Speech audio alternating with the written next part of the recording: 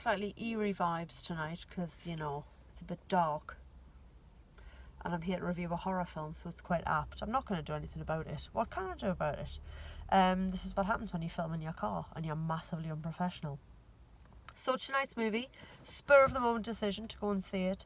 It was The Curse of La Llorona, which is how you pronounce it. I found out watching the film because it's spelled Llorona. But yeah, in Spanish, I guess that's pronounced Llorona. So, you know, I learned something. It was passable. It wasn't awful. Positives, Linda Cardellini. What a woman. What a woman.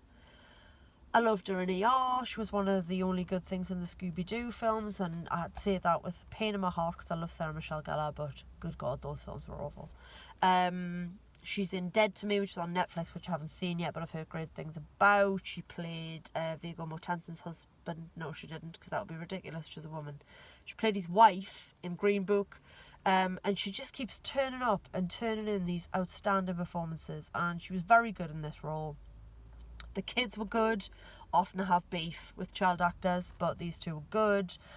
Big up Raymond Cruz, who played the not quite priest, but the spiritual man who comes in to help them deal with the demon.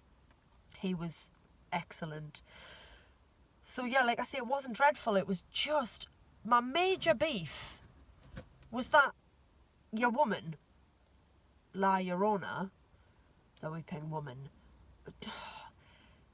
Whenever you saw her, she was just too digital. Digital? Is that the right word? Too CG. She just was too fake. Put some friggin' makeup on an actual woman, like they used to do in the past. Do you know, remember a time when we didn't have CG and we couldn't just create whatever monsters we wanted with our fingertips? Or rather, we had to use our hand. I don't know what I'm on about. I never made horror films in the 70s and 80s. But you think back to some of the incredible makeup work. Think of The Exorcist, which is probably my favourite horror film of all time. Think of the makeup work on that. And they just don't bother now because they're like, we'll just make her on a computer. And for that reason, whenever you saw her, I was like, she just looks rubbish.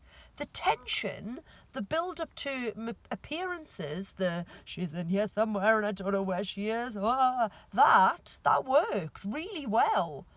But when you actually saw her, you're like, oh, you just look like something out of a computer game. And that took away so much for me because I like real monsters. And she was fakey pixel monster. So yeah, I still jumped a bit. I still hid behind my coat. I was certainly edgy, but just every time you saw her in full, she looked crap. And it really ruined it for me. What also ruined it for me was 4 teenagers in the screen who excelled themselves with their twattery and just talked, sniffed loudly, a lot of sniffing, and yeah, just mocked about through the whole film. Why are you here? Tickets aren't cheap. 12, 13 quid? Why? Why does anybody get a ticket to see a film and then not watch the film? Don't like it? Leave. Ay, ay, ay. And then there was a couple over this way with their feet up on the seat. So every time they adjusted their feet, my whole row was shook. And I say my row, I wasn't sat in the right seat. I went and sat in the middle of Premiere because, you know, it's how I roll. I wasn't sitting in my actual seat, which would have been a standard one.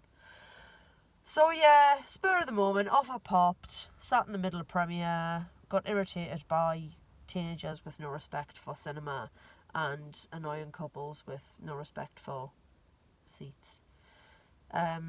But Linda Cardellini was good, the kids were good, Raymond Cruz was excellent, it was creepy enough, it overlapped with, there was a back reference to the Annabelle thing. I like the fact that it was set in the 70s. I like the period element of it. I thought that was interesting. But other than that, it was a bit I don't like the word meh, but it was perhaps a bit neither here nor there. Passable, but like it's one to watch on Netflix when it rolls around. Certainly not one to go out of your way to see, and I only saw it because I've got Limitless and I had nothing to do. So yeah, tomorrow morning potentially Detective Pikachu. Depends on factors, but yes, when I do see it, a review will be made and posted. This is the end of my review of The Curse of La Llorona. Another thing that didn't help with me attempting to be scared by this film, every time they said La Llorona, all I could think of was the song My Sharona, and that isn't a scary song. So yeah, overall, bit of a, I won't say a waste of time, but yeah, just a bit like, I've seen it. It is what it is. I will probably never watch it again. But there we are. So if that was on your list of films to see something else. Have you seen Endgame? Go and see Endgame. What did I watch the other night? Long Shot. Nobody's watched me review of Long Shot, but I really like that. Go and see that. And yeah, probably like, unless horror's really a thing and you've got money to burn, or you too, like me, have an unlimited cinema pass, give it a whirl. Otherwise, yeah, not really worth it. I'm going to go home now, try and get this uploaded, and yeah, good night all. Katie out.